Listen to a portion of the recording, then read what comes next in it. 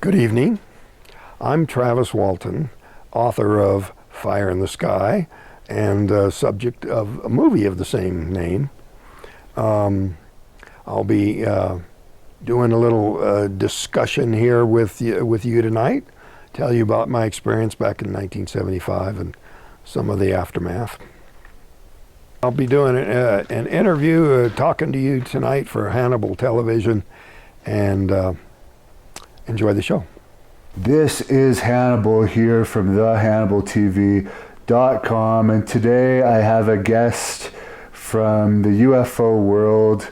He had a very unusual experience that not many people can say that they've had, and he's by far, I think, the most credible UFO abductee, and by listening to this interview, you're going to find out just why he is the most credible.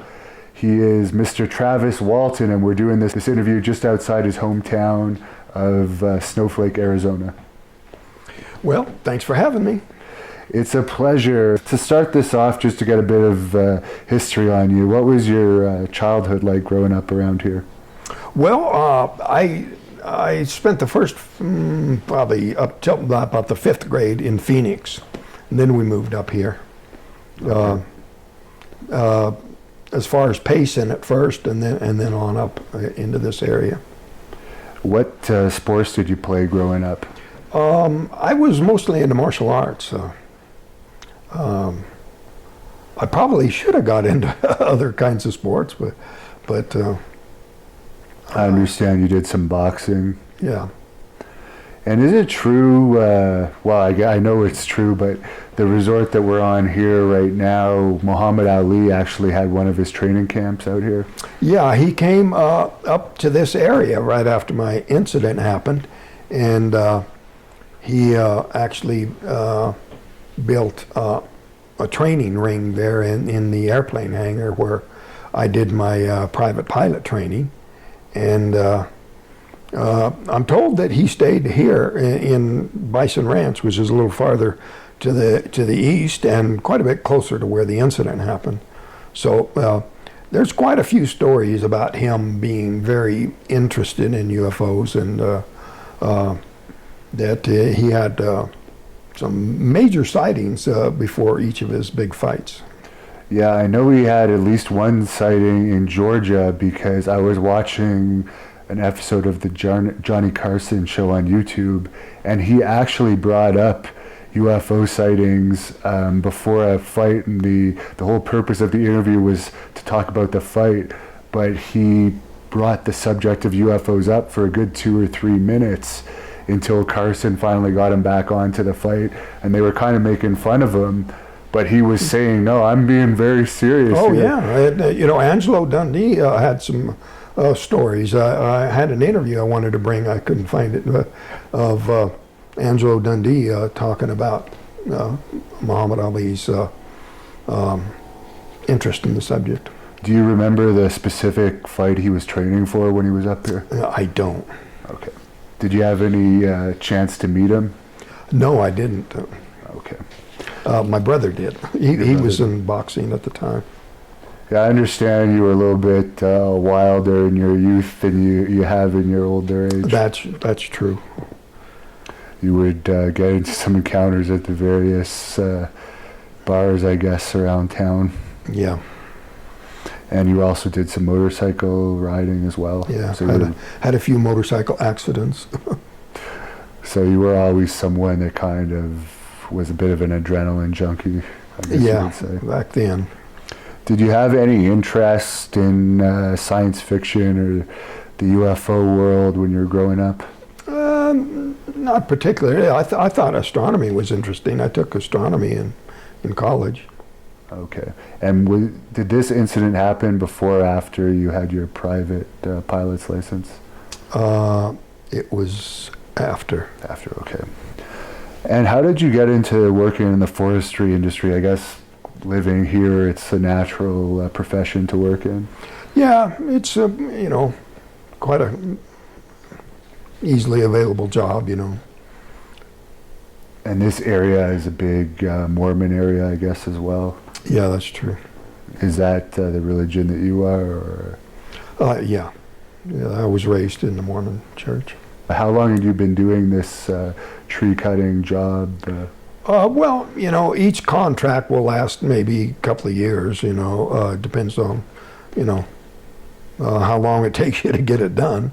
If you get it done faster, then you just get paid faster. But, we'd probably been into that contract for at least a year. And what exactly were you cutting the trees for? Well, it's a system to enhance the timber production, the lumber production in the area. If you cut the competing trees and to favor the better trees, you can encourage better, more rapid timber production.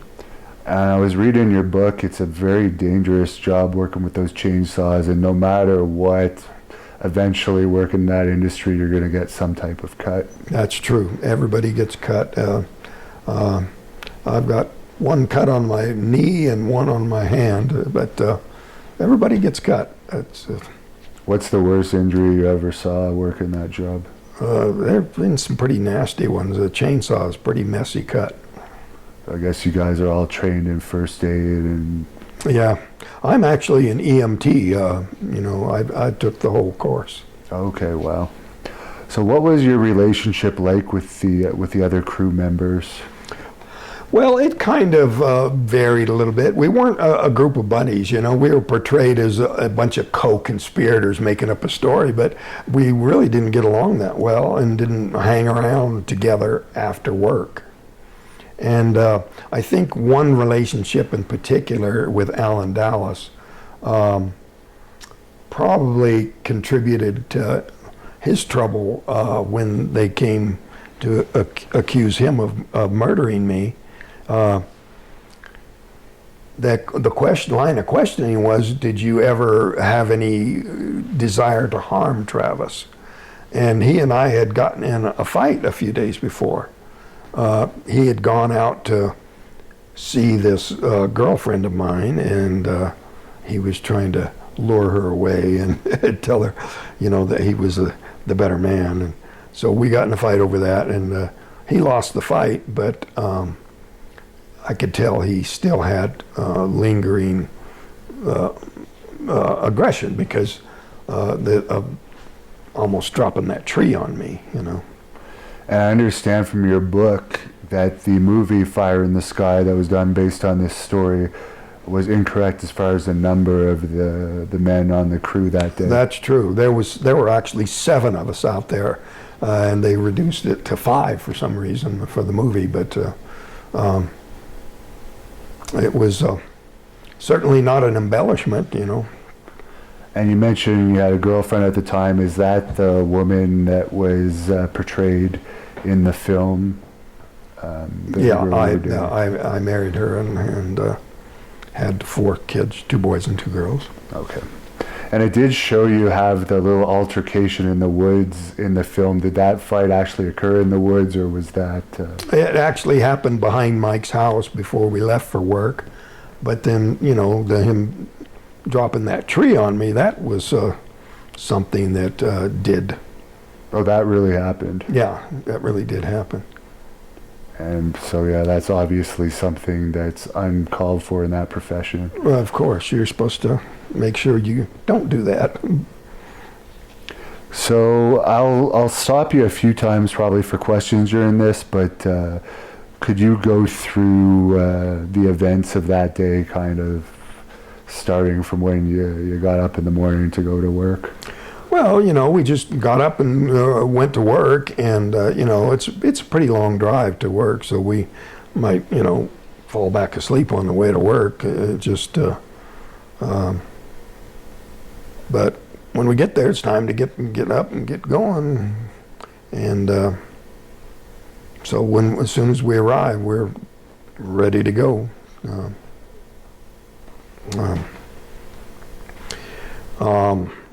The various jobs are kind of decided by the boss.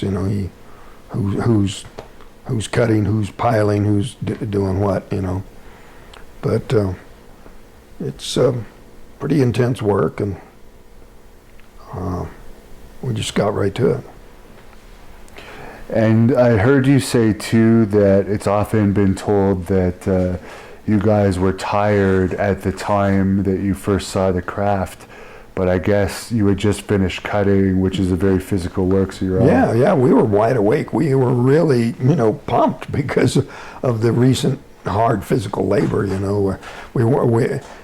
the movie it made it look like we were drowsy or something, but we hadn't been driving very long. We were wide awake. So at the point where you first saw the craft, you were heading home for the day, right? Right. So how did it appear in the sky? What was the first thing that you saw? Well, it was just a glow at first. It wasn't like, oh my God, what's that? It was like, I wonder what that is. It's a light. Maybe some hunters camped over there. And the closer we got, the more, it can't be a campsite because it's coming from higher than where the crest of the ridge. You can estimate, even though you can't see it, the trees are too thick.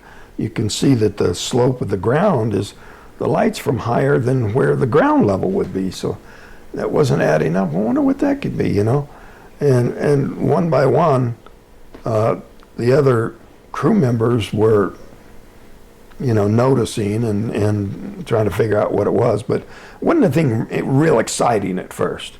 It was just a curiosity. Was it moving or just kind of? It was just a glow in the trees, and but it had a strange quality to it. And it wasn't the moon. The moon was in a different direction. The sun had already gone down. The idea, of a fire in the sky came from the fact that we actually had, found trees that had been hit by lightning on the way to work. We stopped, put the fire out, So that was one thing that crossed our mind is, could this have been where lightning hit the tree up high and caught it on fire? That particular part of the rim country right there has the second highest frequency of lightning strikes of any place in the continental United States. And fires are pretty serious out here with all the dry weather in the wood. And we're we're on the front row when it comes to putting them out. If there's a fire, they'll come and get us, and because we have the equipment, the experience, we're ready to move, and on short notice we can get over there and get a fire put out. So you came closer, and as you approached, you could see this was actually some type of a craft with bright lights on it, I assume? Yeah. What colors were the lights? Well, it was just it was a glow. The whole surface was glowing. It was broken up with darker areas, kind of a metallic. But it just kind of lit up the whole area and made everything look kind of real weird. It's kind of a very odd kind of a light. And how big would you say the craft itself was? It's probably 40 feet or less. Okay. So I guess at some point, one of the members of the crew said that was a flying saucer. Yeah, just as soon as we had a clear view of it, the guy in the back yells out, "It's a flying saucer or UFO," something like that. But I was already throwing open the door and jumping out, thinking it was going to take off before I got going very far. But it didn't take off. I guess you had an adrenaline rush seeing this thing, yeah, and so they immediately started saying, "Get back in here," telling me get away from there. But at that point, I didn't want to show that I was scared, so I kept going. But the more anxious they got, the slower I went. Till I got where, when I was looking up at about a 45-degree angle at it,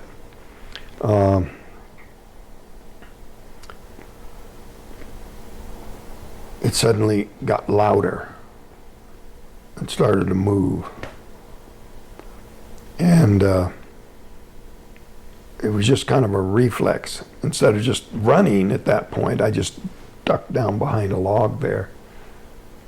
And then they were really screaming at me to get back in the truck. And so I decided to run back to the truck.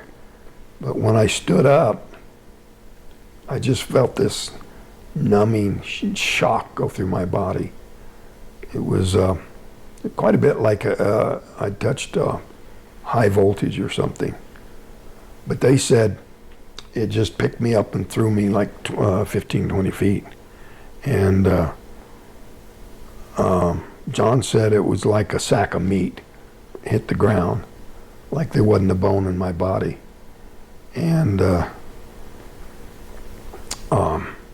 Steve yelled out, "It got him," which in his vocabulary means it killed him, you know. And so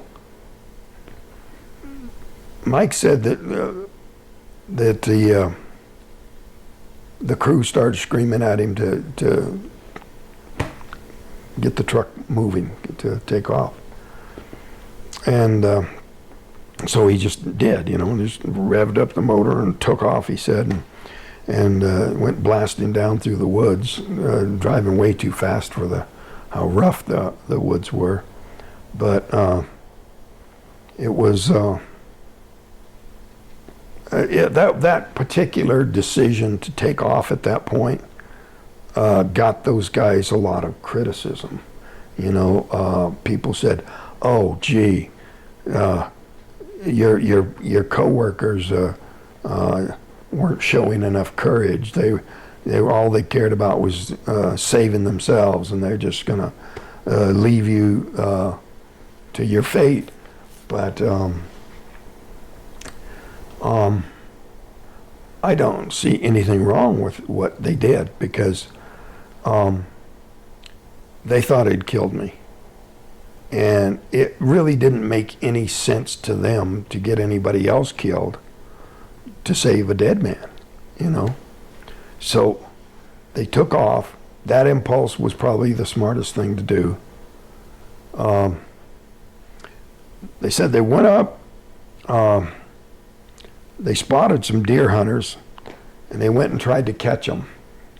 When they couldn't catch them, Mike said he pulled over and he said, "Look, we got to go back." And some of the guys said, "No, let's just go get help." And then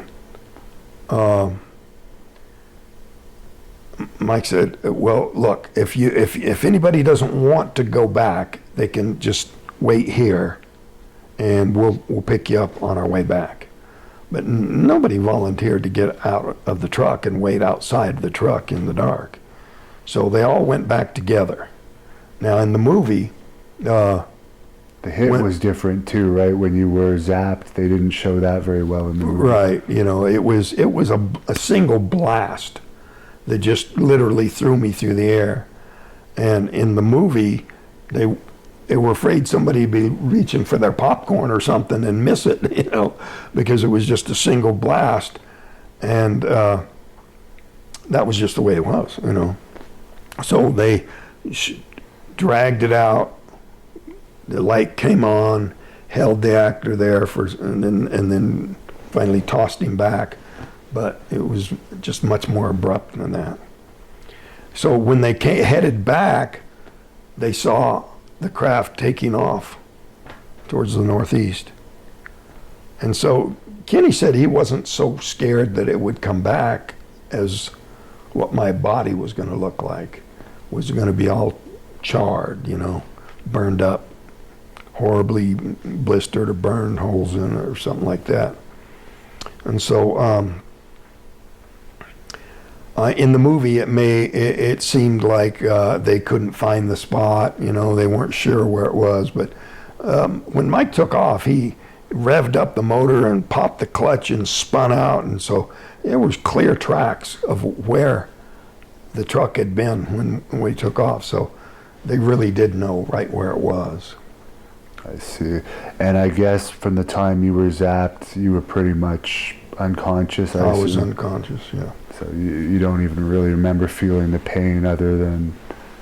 When I regained consciousness, I felt a lot of pain. And what happened when you regained consciousness? Well, I was in and out for a while. Every time I'd kind of start to wake up, the pain would knock me out. But I finally could see this light above me, and I could hear the sounds of movement around me. And what with all this pain, something really terribly wrong inside. I thought maybe I'd been injured and that the crew had taken me to a hospital. So I thought this sounds of movement around me were doctors. And I couldn't focus my eyes. It actually kind of looked like doctors at first. And when I could finally focus my eyes, I could see it was these creatures. And I just flipped out. I just started screaming. I rolled away from them. I don't know how. I felt like I could hardly move, but There was no membrane around you either. no like in the membrane, movie. That nothing was holding made me up. down. Just my physical weakness, like I just couldn't move. What about a tool? In the movie it shows a giant metallic type of tool. I did grab an object off of the table there and swung at them. I didn't actually hit them. They weren't close enough to hit. What did they look like? They were hairless, small, huge eyes, and they just kept staring at me. Did they look at all like the beings? I don't know if you've seen these wooden beings that... No, these local carvings are painted green, and they certainly weren't green. They were kind of a grayish white. But were they that... How tall were they about? they were only like 3 or 4 feet tall. Okay. And were they wearing clothes? Yes. Yeah, they were wearing orangish brown coveralls. And when you took the tool and kind of got off the table, did they kind of scurry away, or what was Yeah, their reaction? that made them stop to where they, and then I was planning on fighting my way past them because the only door was on the other side of them. But they just suddenly turned and... How big was this room that you were in? It was pretty claustrophobic. It was pretty small. It was just a little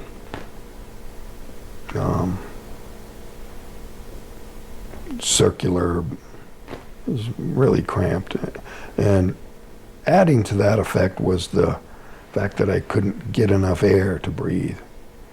Felt like I was continually starving for air.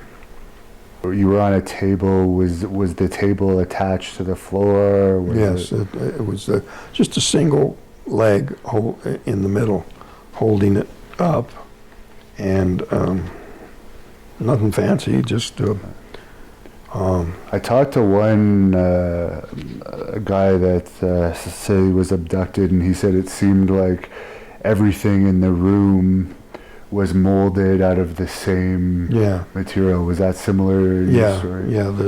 The table and the floor were kind of just one material, and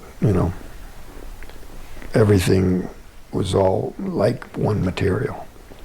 So you say they scurried out of the door, Mm-hmm.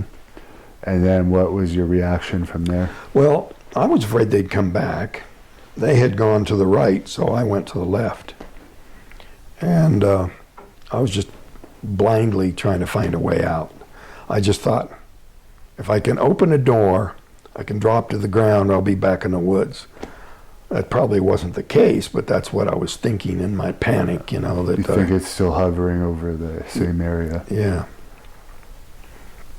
So what about in the movie it shows you anti-gravity floating? Nope. No anti-gravity.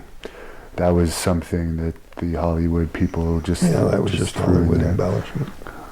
So you turn to the left after you see the beings turn to the right. What happens after that? Well, I was trying to find a way out, so I saw a chair and some buttons, and I thought maybe some of these could open some of those doors, but they didn't. And just trying to find a way to get some of these doors to open. And then a man came in. And he looked to be a human being to me. At the time, I took him to be a human. It was there to rescue me from these monsters, you know. How was the human dressed, or the human-like being? Just blue coveralls. Facial features of a man. Yeah, the facial features of a man. And hair? Yeah, kind of longish hair. Not, no insignia, no like rank or military indicators. I see. And what happened from there? Well, I was looking for a way out, so when he wanted me to go with him, and assuming that he was there to rescue me, I went with him. Okay. He took me out through this little passage I take to be an airlock. The quality of the air was much different on the outside. Much easier to breathe and much cooler. But he was really in a hurry, moving me pretty quickly. So the air was thinner, I guess, in the first section you were in? Mm-hmm. Okay. Yeah, that feeling of suffocation, which just fed that panic feeling. So do you think the second room was part of the original craft as well, or do you think this craft kind of went into a larger ship? I think it probably went into either a larger ship or a building. Okay. So you go into this second compartment, and what happens from there? Well, he was hurrying me along, and so I had to pay pretty close attention just to keep from stumbling. I was still pretty weak. He's not talking to you, right? No, and I kept continually questioning him, but at first I wasn't too alarmed by that, you know. Maybe he's just in a hurry to get me somewhere. Took me. Was there anything covering his head or anything? Yeah, there was a helmet over his head, and it made me think, well, either the air in there wasn't appropriate for him, or it had something to do with how combative I was, you know, that maybe it was just for protection. But for whatever reason, he was wearing a helmet and nobody else was. What was his outfit like compared to the other beings? It just look like a spacesuit, or? Yeah, just a blue coverall. Okay. Blue coverall, and the helmet is like a clear helmet? Yeah. Okay. Maybe fogged up or frosted on the backside. Circular? Or? Yeah, just... So he's telling you, he's hurrying you along, and then what's going on? Well, he takes me into this room, and there's some other people like him, and I was assuming that maybe he's not answering my questions because he's got the helmet on. Maybe he can't hear me. Maybe he can't talk with that thing on. So when he left me with these other people who were dressed like him, except for the helmet, I started over and started asking all of them the questions. And they were not answering either. And they started trying to get me to lay down on this table. And I found that kind of alarming. I started to resist. In hindsight, it was probably that I woke up in the middle of some sort of medical recovery. And because I was combative, they needed help from somebody that I wouldn't fight. And I also heard you say you think that they actually were treating you in retrospect for for the injury that you Yeah. had from the blast. And they were actually in a hurry to complete this. And because I was fighting these little creatures that they couldn't handle me anymore. So these human-looking people forced me down on the table. And It was a female too, right? yeah, and the female administered anesthesia. And What did the female look like? she was quite attractive. They were similar in a family sort of way. What color hair? All the same hair? Or? Yeah, not a real pale blonde, just sort of a sandy blonde color. Do you think they could have possibly been other beings of a different race? Yeah, I think they could be. Perhaps selected just because their resemblance to humans would make me trust them. Some people think, well, maybe they just whipped up some kind of a android or something to inspire my cooperation. Right, because we've heard, and I'm sure you've heard, that there's lots of theories that there's different species of extraterrestrials, and like Yeah. the ones you've described from the first craft seem to have been possibly greys that were possibly operating Yeah, on. they didn't have that term back then, but I think that fits in with what people describe. And then But it seems you know, there are people who say, "Oh, aliens would never have 2 arms and 2 legs. They would look like a giant cockroach or a big octopus or something." But no, a tool-using creature is going to have these 2 hands in front to manipulate matter and make things. I mean, apes have 2 arms and 2 legs. So did you get a vision of how many fingers they may have had? I got the impression of normal digits. Okay. And the human-like creatures, did anyone ever say that they could have been like the Nordics? Because we've heard of these. Yeah, I've Nordic heard that beings. term. Yeah. Okay, so they administered anesthesia to you, and this was it looked something like a normal anesthesia Just a mask, normal gas mask. but it didn't have anything attached to it. from what I No understand. hoses. It had a sort of a canister or a sphere hooked to it. Now, when they're holding you down, are they looking angry or? They didn't look angry. They looked impatient.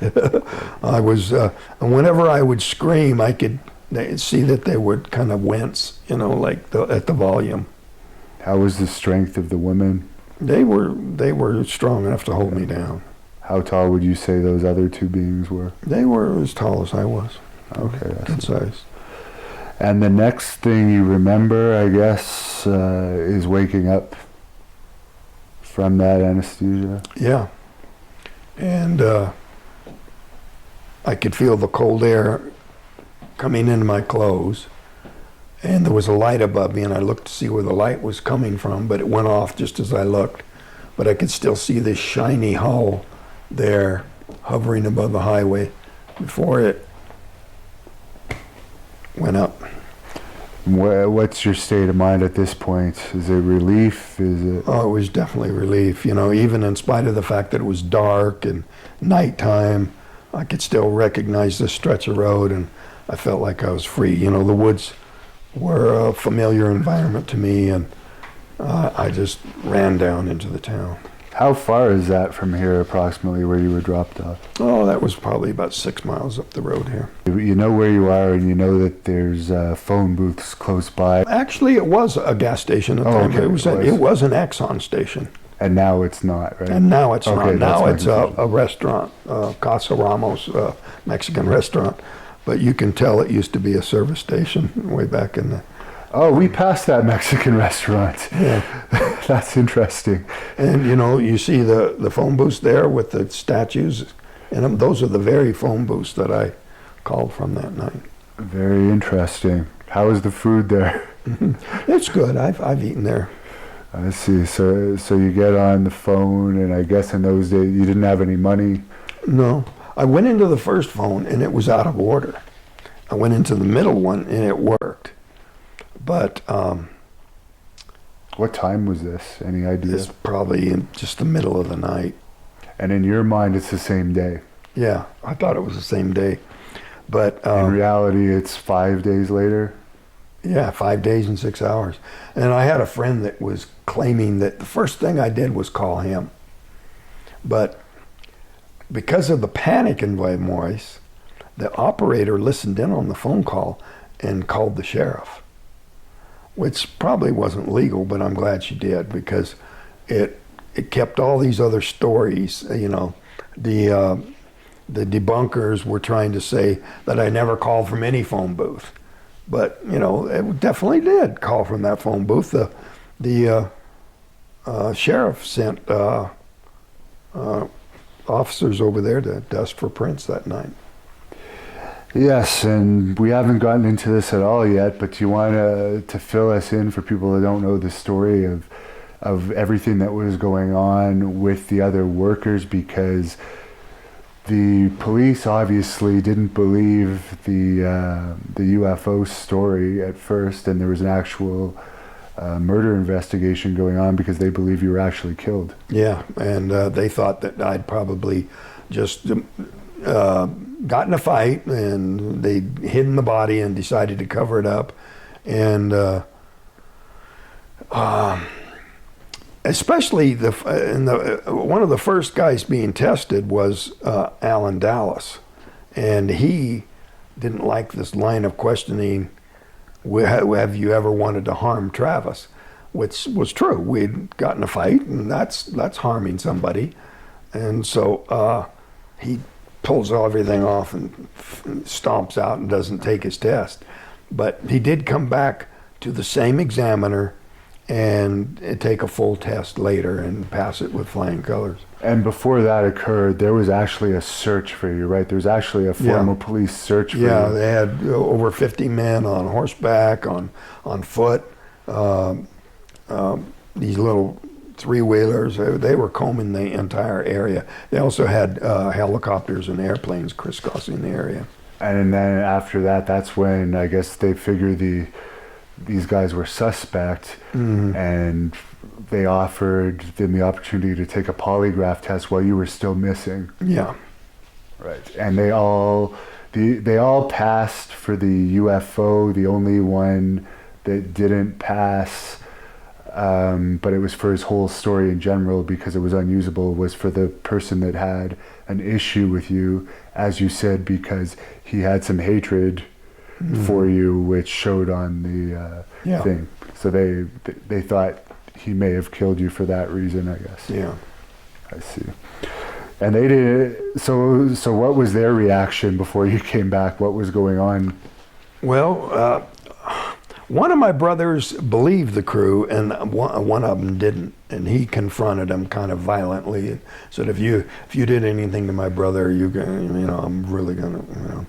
He was threatening them. But what about your mother? She believed the crew. Okay.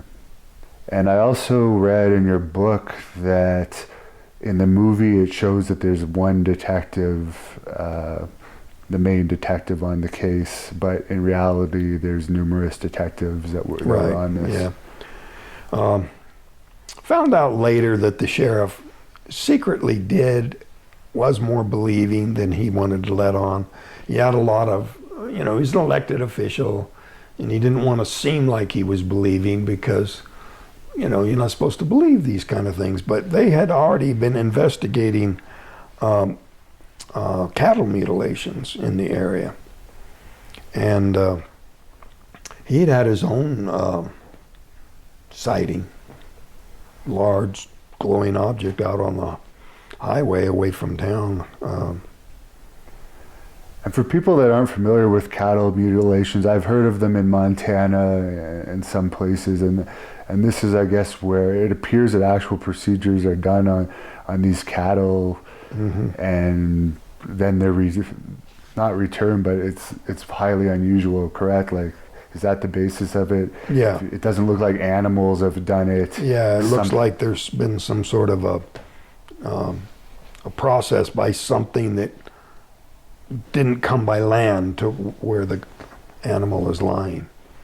And and from some of these cattle that have had this done, it looks like stuff has actually been done to them with tools. Yeah. From what I understand, something that Extremely sharp blades and whatnot. But the sheriff himself had his own sightings, so that was encouraging. And over the years, some of his friends and relatives contacted me and said, you know, privately he's more believing of you. He just doesn't want to say it in public.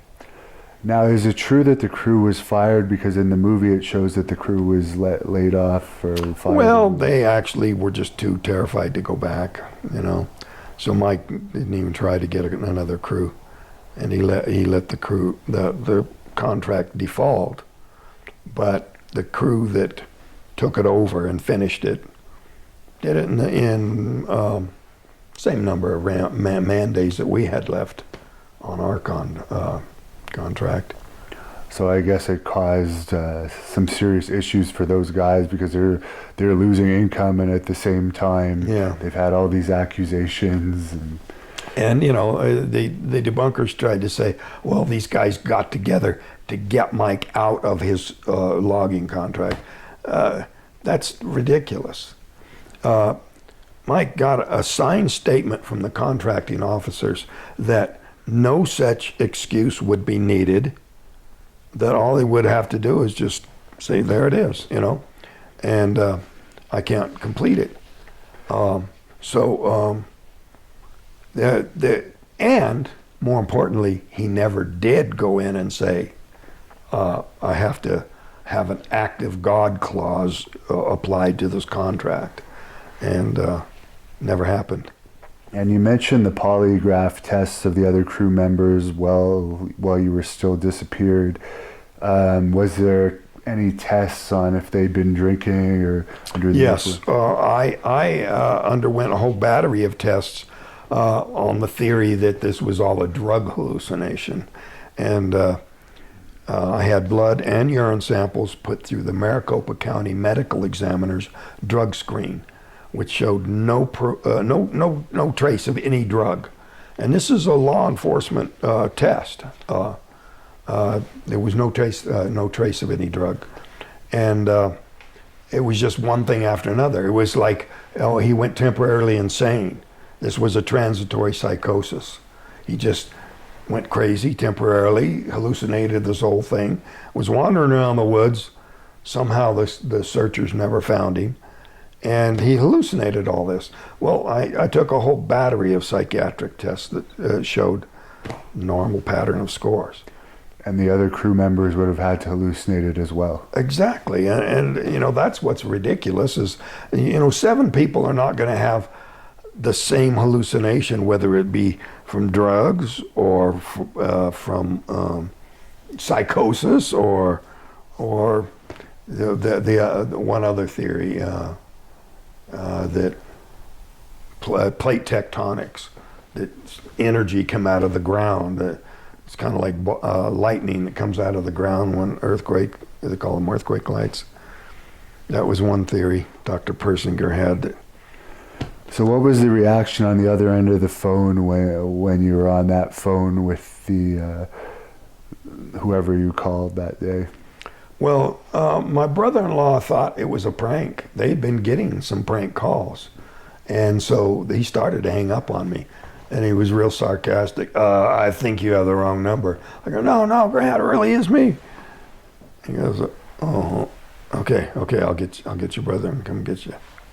So they come to get you. In the movie, it shows that there's an investigator from the UFO American Foundation for Abnormal Resource. Yeah. No, there had been some UFO investigators involved in the search, and they had measured high residual magnetism, but other than that, they weren't really involved until later. I see. So when they picked you up, what happened at that point? Well, the reaction was just so intrusive, you know. People looking through Steve's window, you know, when he's sleeping. people stomping through my mom's flower bed, and there was no consideration whatsoever. I was in such a fragile condition that my brother said, "There ain't no way I'm letting that crowd get a hold of him." And he was determined to get me some medical help.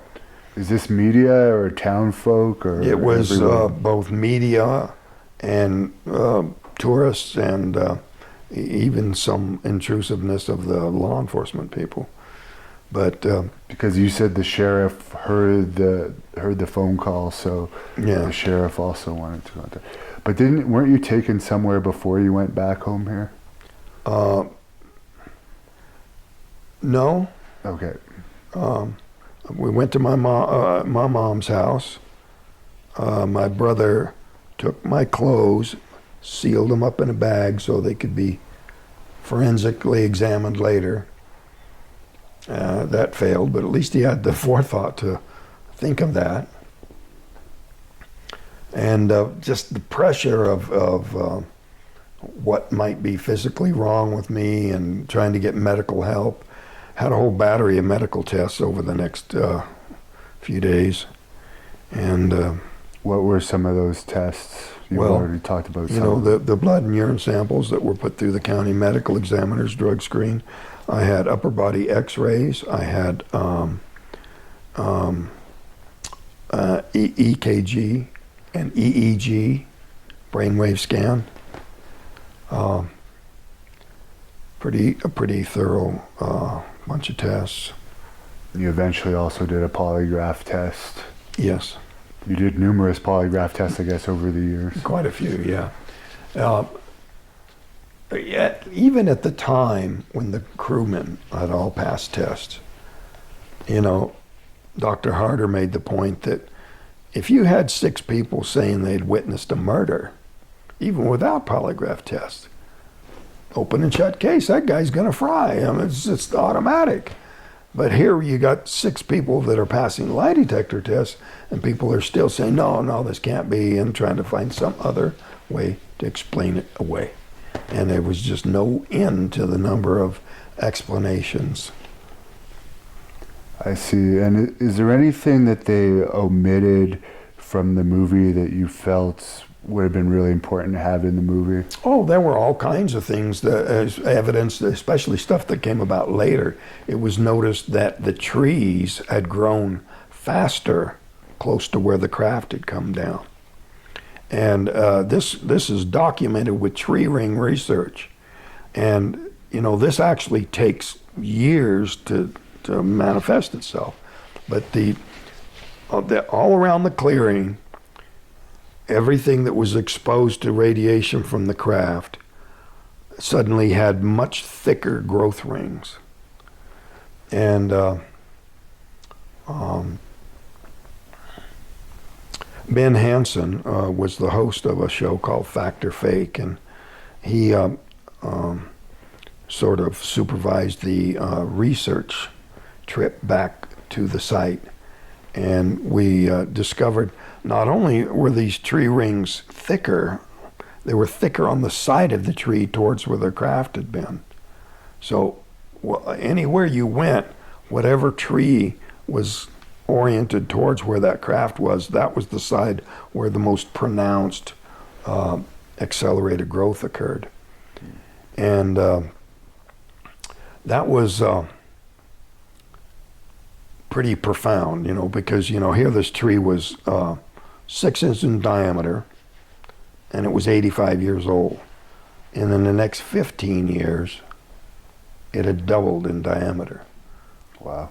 Which is actually more than double the rate of growth. And Ben Hansen found that the pine trees around the Chernobyl nuclear accident, the Scots pine species there, it's a similar species, they had also grown at an accelerated rate. And there was some scientific papers online about the mechanism for what caused that accelerated growth. Because you would think, I would expect radiation to make things sicken and die, you know, not grow faster.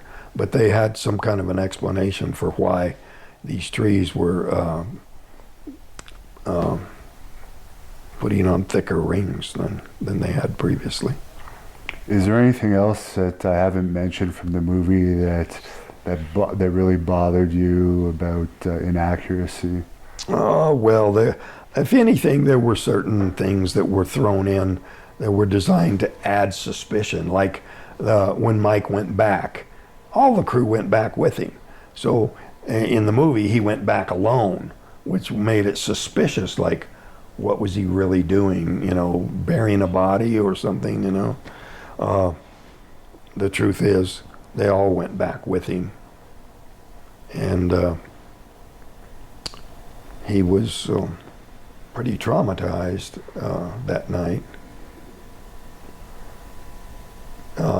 Kenny said he kind of fell to his knees and was crying. But Kenny kind of took charge at that point. Kenny's actually the one who first called the sheriff when they got to town. Kenny also was the one who was sitting in the truck next to where I was.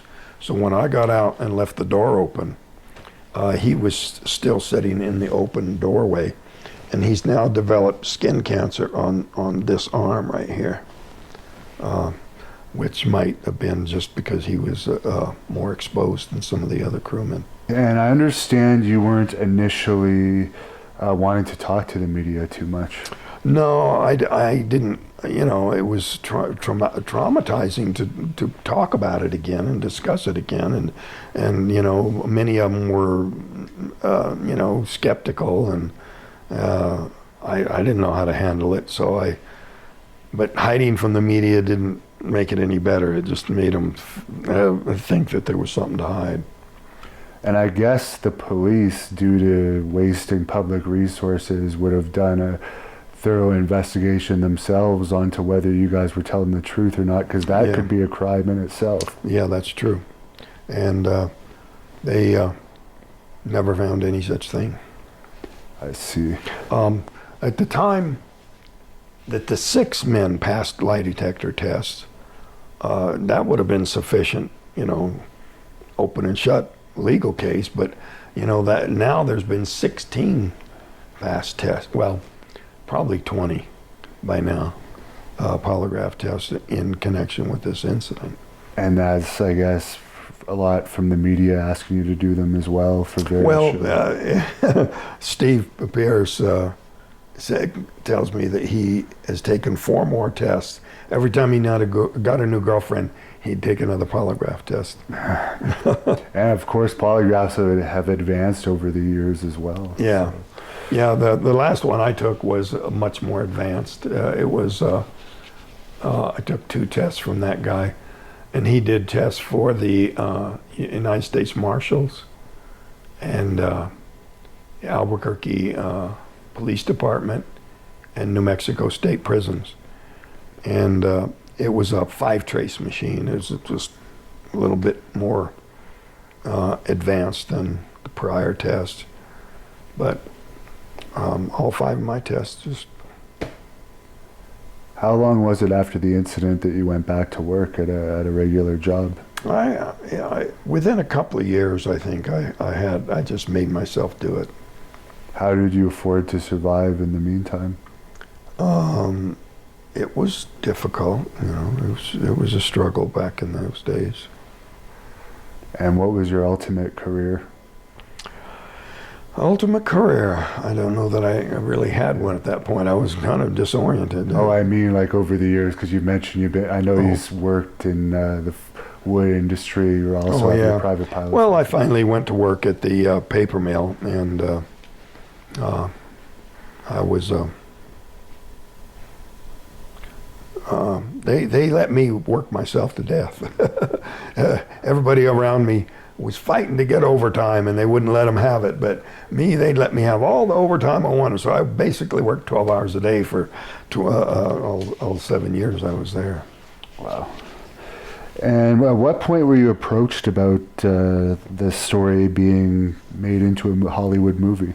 Well, at some point, Tracy Torme came to Snowflake and said I'd like to write this into a movie, and so he was saying, what if those people out there, he was pointing outside the cafe there and saying, what if they could kind of like experience it the way you experienced it, you know?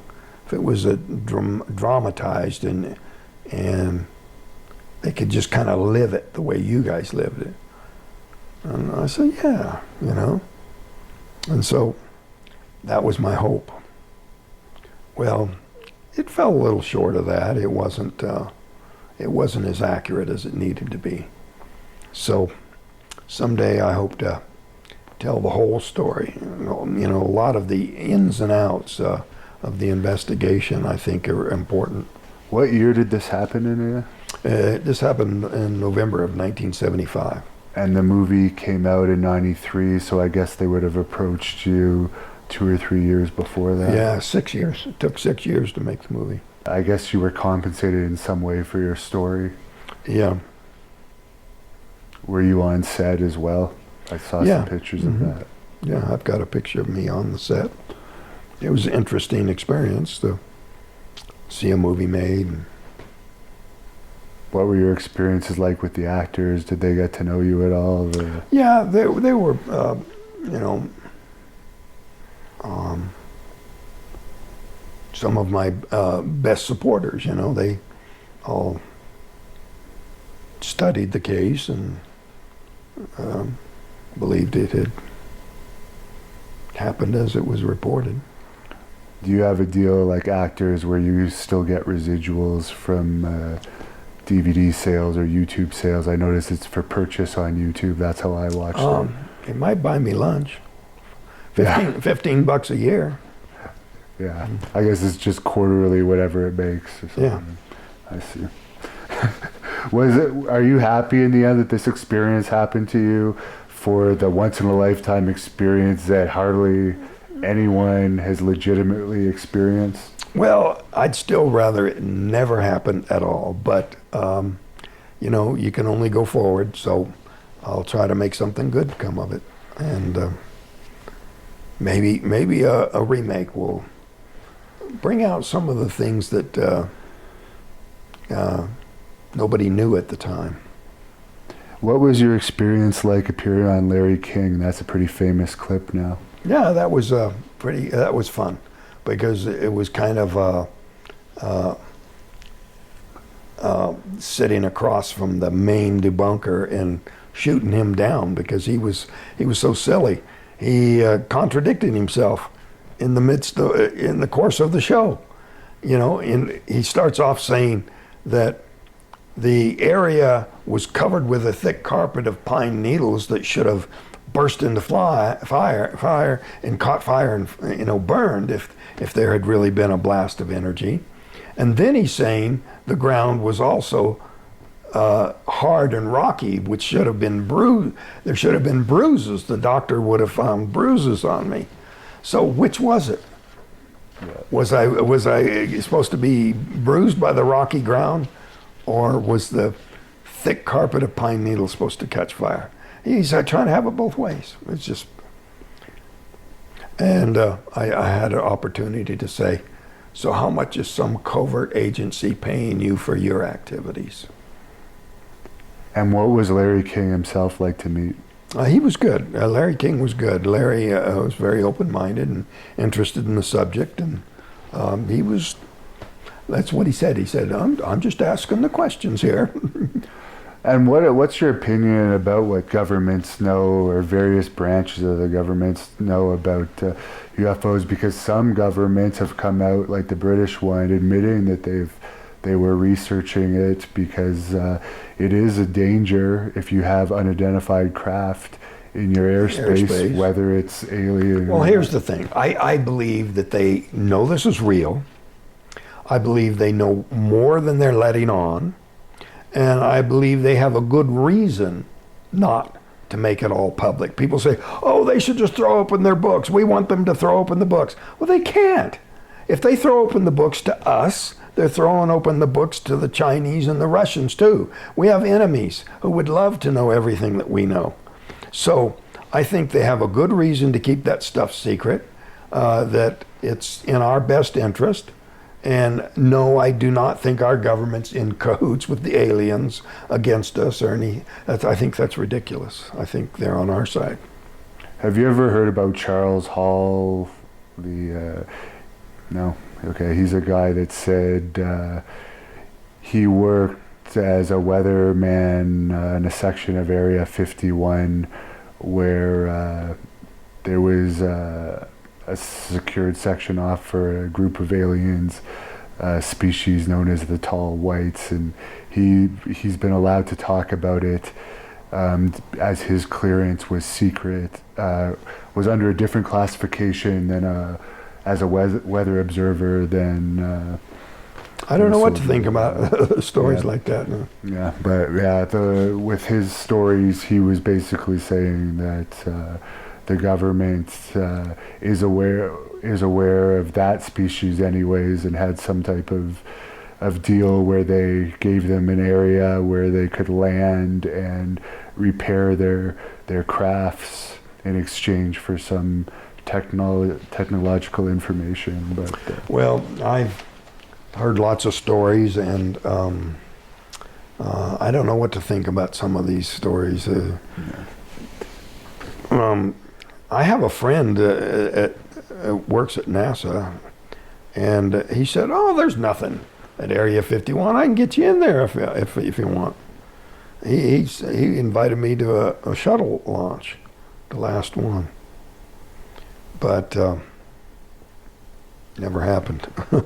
And there is also different sections of Area 51. I think that's pretty well known now. There's different levels of classification to that, so not everyone knows the same that has been there. But what do you think the purpose might be for these ships to come close to Earth? Is this just looking at what's here? Or? I think they're at least curious, but it could be that they have a much more involved purpose, and I don't believe it's harmful. I believe, I used to think that they look down at us in a real indiscriminate kind of way. Like if you were walking by an ant hill, you wouldn't say, "Hey, I'm going to start a conversation with that one ant there." You know, we would be so insignificant to them. But I don't think that anymore. I think they're perfectly capable of keeping track of each of us as individuals. If you saw them when you were 8 years old and you see them when you're an adult, they still know it's you. They keep track of you. And that's not such a feat. I mean, our own government has the Utah Data Center up there, and they're basically recording every single electronic communication on the face of this earth.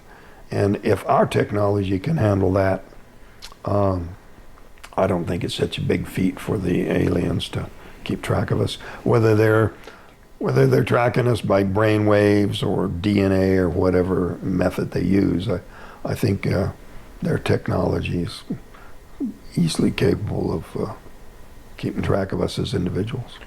And there's a lot of people out there that think that they might be a little concerned about nuclear weapons and the consequences those could have for space if they're actually detonated. Mm-hmm. Supposedly, there was a lot of Foo Fighters, I guess, in World War II that were, I guess the actual Foo Fighter term is for unidentified flying objects, I guess, that were in the air, seen by aircraft, military aircraft during that time. I guess you probably know about that. Yeah, in 10 days I'll be speaking in Argentina, and there's some Air Force pilots, Argentinian Air Force pilots, that had a major encounter, and I got letters from some Iranian pilots way back right after it happened. So it's not anything that's limited to just over the United States. It's a worldwide phenomenon. Yeah, I've heard that too. That it's not uncommon for pilots to come across them, and that's another security reason for these things. If they don't show up on our radar, some of them might, but they don't release that, I guess, to us.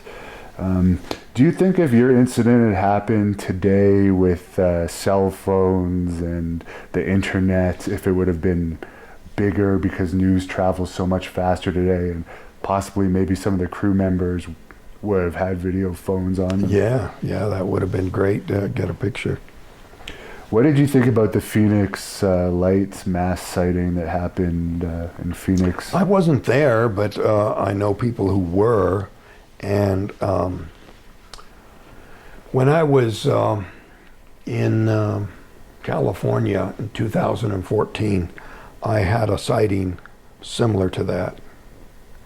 It was a gigantic black triangle with a light at each point.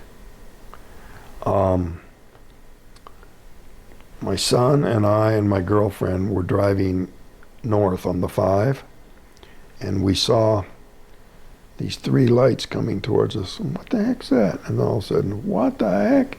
And it got closer and closer and closer, and then it stopped right over the top of us. And my girlfriend was in the back seat. She said she could look up through that window and see the surface of that craft. And the point light rotated 90 degrees, and then it took off towards the Pacific. Now, I would have never reported that with just 3 witnesses. But by the next morning, there's like 15 other people had reported to this UFO reporting sighting. They had it set up kind of like Google Maps with a little circle and a number. And each one of these are separate reports. And all of these people called in seeing the same thing at the same time. February 19th, 2014. So is that the only other UFO experience you had in your life? Well, that's the only one I can talk about. You got to have witnesses. You got to have proof. So did that freak you out when that happened, considering what you had already experienced? Oh, yeah. You know, my son said, should I pull over and take a picture? And I go, no, keep going. And I wish I'd have taken a picture. You know, we could have just pulled off the highway, taken a picture. I could kick myself. Now, I know everyone's experience would be different, and not everyone that is abducted is obviously telling the truth. Some people do it for different reasons. Yours is credible for many of the reasons stated, especially the large murder investigation. But if someone watching this happens to be abducted or in a situation similar to yours, what would your advice be to them? I still feel that they mean us no harm. And our fear just comes from the unknown, not knowing their purposes. I don't think there's a record of anyone being injured or never being returned. I was at the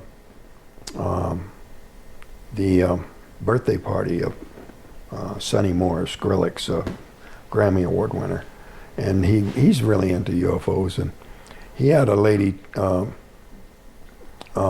speaking there that had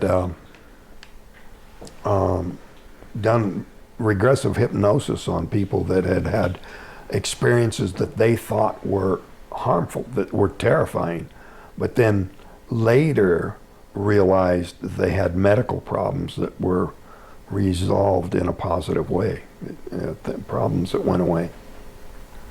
So you would advise basically to try and remain calm, even though your natural reaction from fear of the unknown is going to be to freak out in a situation like that, as don't panic. You did. Yeah, don't panic like I did. Yeah. So do you think, obviously with YouTube now, there's a lot more information getting out there. It's easier to get information. There's lots of UFO videos out there. Do you think it's more of an accepted thing with public? Yeah, I think it's more accepted. At the same time, there's a lot more people just out there lying, making up stories. I run into these people at conferences, and You know, it comes down to this. I say, how do you know this? Explain to me how you know this. What source can you point me to where I can document the fact, and is the reasoning, does it make any sense?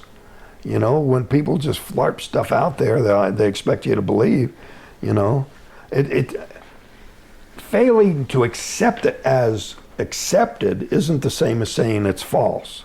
I don't know. I won't pass judgment, you know, on a case where somebody's just relating an experience. For all I know, they had a very vivid dream. But if they want me to accept it in the category of proven, I want them to give me some basis for that, some justification for that. And I guess you mentioned you have a girlfriend, so I guess you're not married anymore. What are you doing with yourself these days? I know you're doing conferences. Yeah, just conferences and stuff, and working on some automobile projects with my youngest son. He's a really good crack mechanic. And you have a website where people can order your book. I don't know if you want to grab it to show people if you can reach it. TravisWalton.com. And I read it. It's a very interesting book. Goes over a lot of the stuff we talked about today in much more detail, and a few other things as well. And you're doing appearances still here and there. You are on Facebook. I don't know if that's your real account or not. Yeah, I think that's. I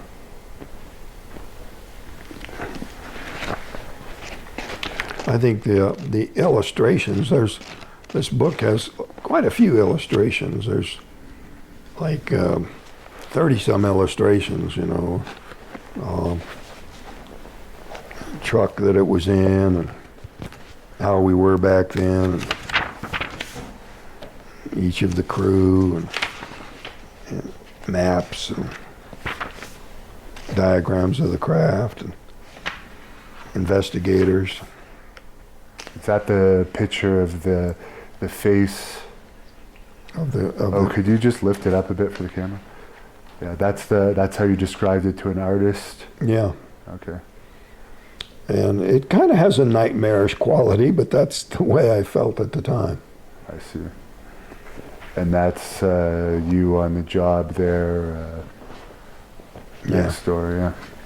And you also brought this DVD. I guess this DVD is available through your website as well. Yeah, 90-minute DVD. Oh, and there's also another one. The Paranormal Witness was a 90-minute special, normally a 1-hour show. So they did an excellent job also. Oh, that aired on television? Yeah. And this here is the tree rings of the tree that we first discovered the growth phenomenon. You can see that you count 85 growth rings out to here, and then the 15 out to there, and basically the same diameter. Of all the people that you've met at the various UFO conferences, for UFO researchers out there watching this, of course they're going to have interest in UFOs. Is there any others that you would recommend as credible people that they might want to look into? I've met a lot of people that I consider credible, but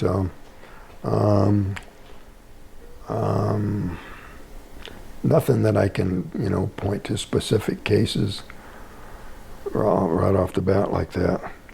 I've tried not to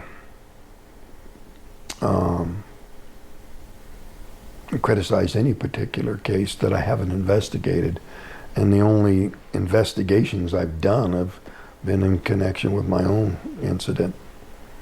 So there's, other cases that I consider very likely valid, but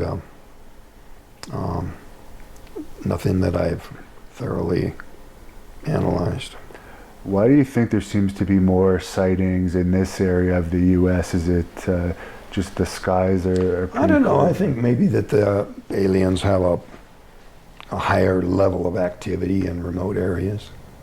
Do you still stay in contact with some of the other crew members and know what? Yes, I do. You know, John and Steve are long haul truckers and truck drivers. You know, and I guess he's got a sleeper, and so he just wherever is at the end of the day, he'll pull over and rest, and he'll very often go online and send out some kind of a email online.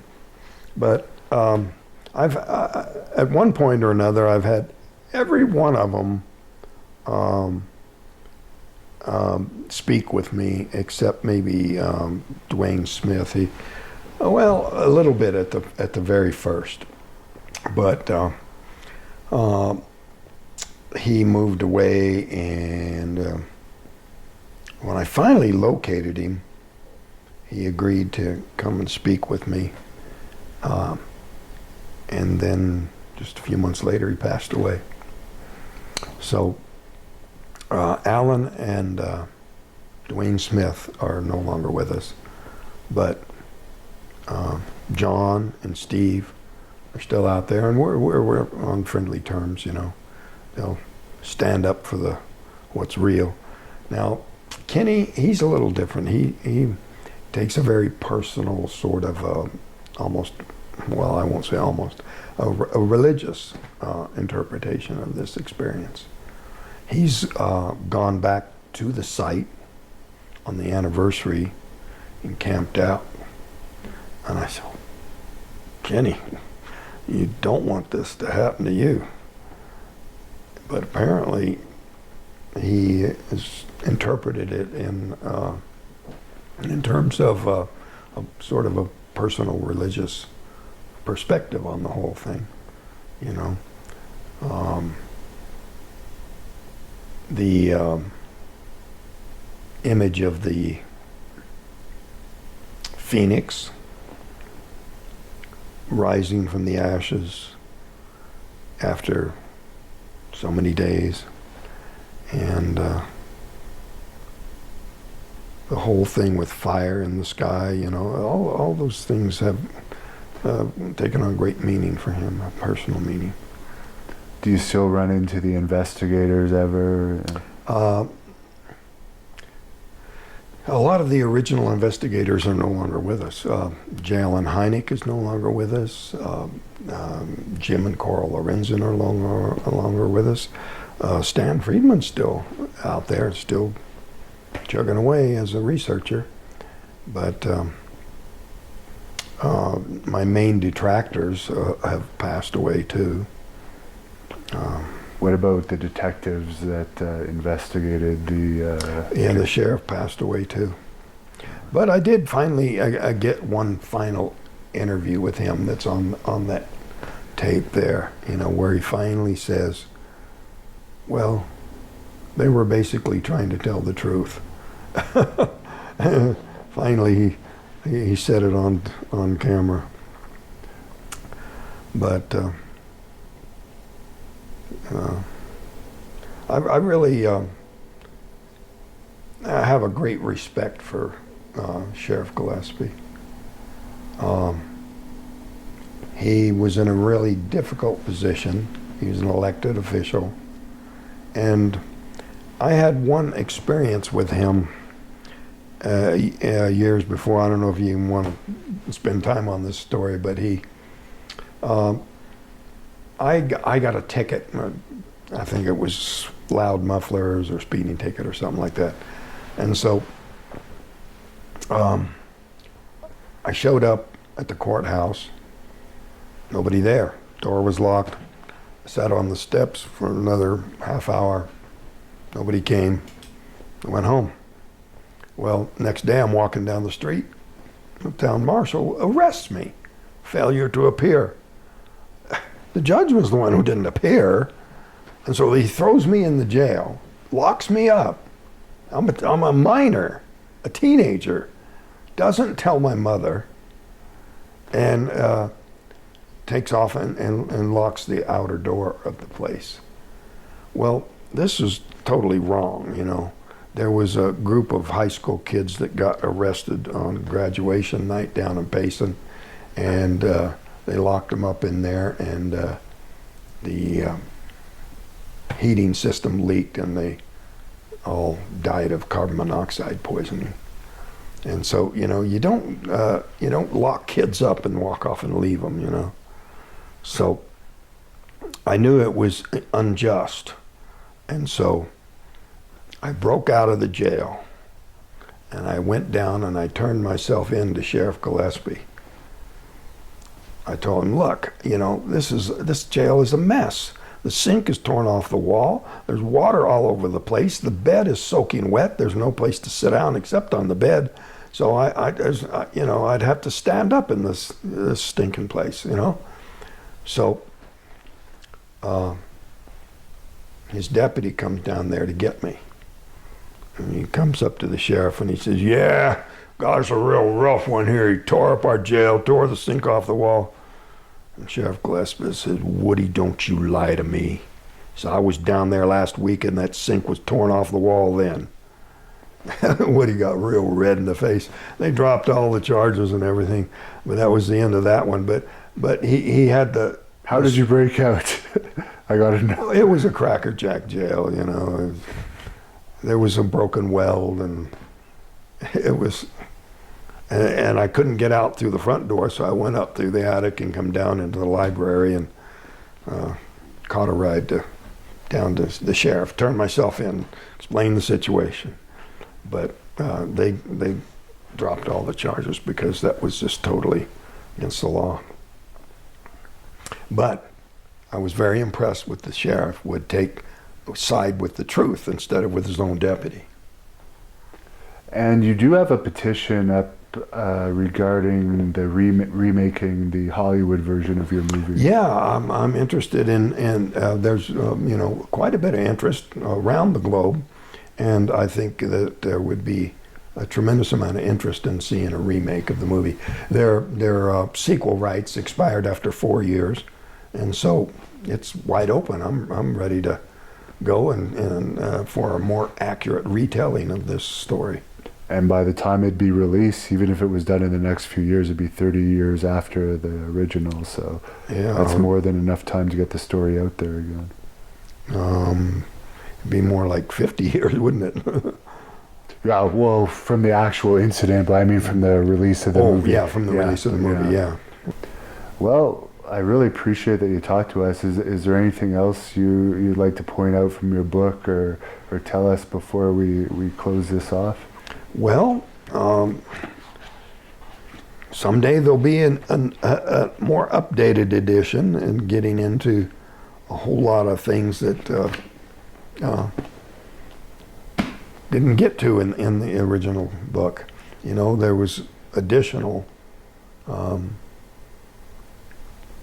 information concerning the growth rings and this fulgurite thing. That perhaps the aliens are interested in this mineral, fulgurite. It's rare, and it's formed when lightning strikes the ground. You got millions of degrees and millions of volts forming substances that aren't formed geologically. So you're not going to find them just anywhere. So in places where there's a large number of lightning strikes, you're going to find more fulgurite. And it's some kind of a crystal that's supposed to have special properties. And I guess for the reasons you stated, you don't want, the U.S. government doesn't want other governments that could turn out to be enemy governments in the future, knowing certain information. You don't feel there'll ever be full disclosure of information? Well, there may be someday, you know, that we can always be hopeful that that there would be a friendliness with other governments, that where they would come to some terms that they would want to agree on sharing information. And I think that would be in a case where it's just going to be open acknowledgement, you know. At that point, they'll probably educate us, and Unless some type of mass sighting were to occur and yeah. enough people were to record it, that it would just become undisputable. So that it's not even up to our governments that the aliens themselves have made the choice. And have you ever heard of this Dr. Stephen Greer that seems to be... Yes, I've heard of him. What do you think of him? I don't comment. Okay. All right, well, I really appreciate you meeting us today. I think it was worth the wait for sure. And I hope to stay in contact with you in the future and maybe do some follow-up interviews in the future as you find out more information and I find out more information. Certainly. It's amazing that you went through that, and I really appreciate you discussing it with us in such detail. Well, thanks for listening.